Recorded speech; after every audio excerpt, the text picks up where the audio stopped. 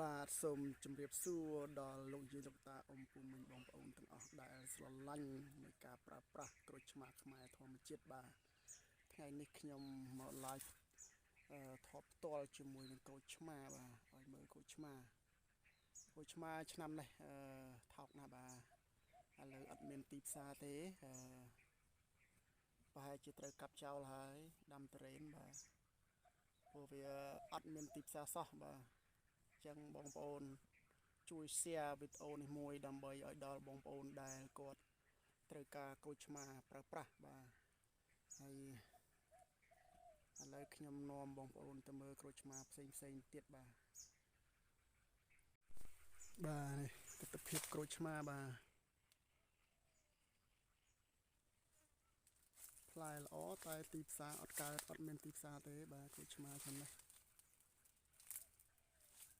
មានទិញតែ4-10 គីឡូក្រូចឆ្មាមានរាប់រយគីឡូចឹងអត់មានណាទិញទេបាទសល់បាទនោះផ្លែឡើងដល់ដីបាទនោះទុនមេឃដើមនេះខ្ញុំបេះអស់20 គីឡូហើយរៀងស្កាលបន្តិចតែទោះយ៉ាងណាក៏នៅឃើញថាគ្រាន់បើដែរបាទនេះផ្លែ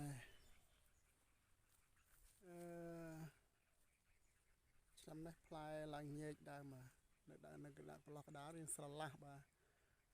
ញែកឡើងដល់ក្រោមខ្លះមេឃខ្លះដល់ក្រោមបាទចឹងផ្លែគូសំតែអត់មានទីផ្សារទេបាទបងប្អូនជួយ share វីដេអូនេះឲ្យដល់បងប្អូនណាដែលគាត់ត្រូវការក្រូចឆ្មាបាទមួយផ្លែល្អណាស់បាទតែបន្តិចទៀតទុំជ្រុះអស់ហើយបាទនេះល្មមបេះបាទ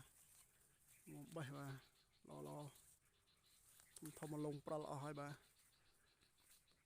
តែมันមានទីផ្សារទេបាទឆ្នាំនេះបាទផ្លែល្អណាស់បាទឆ្នាំនេះ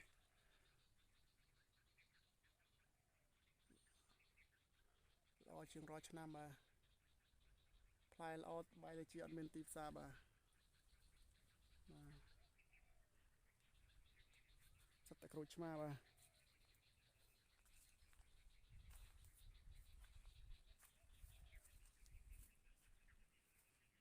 ស្លឹកពណ៌បៃតងចាស់ល្អណាស់បាទឆ្នាំនេះអំណោយផលទឹកភ្លៀងសង្យោគជាមួយនឹងដី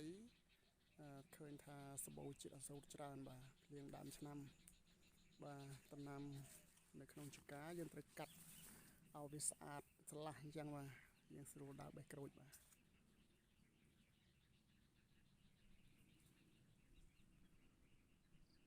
ាទសូមគោរពអរគុណច្រើនដល់លោកយាយលោកតាអ៊ំពូមីងបងប្អូនបាទដែលតែងតែជួយ like ជួយ share ជូនពរឲ្យសុខភាពល្អ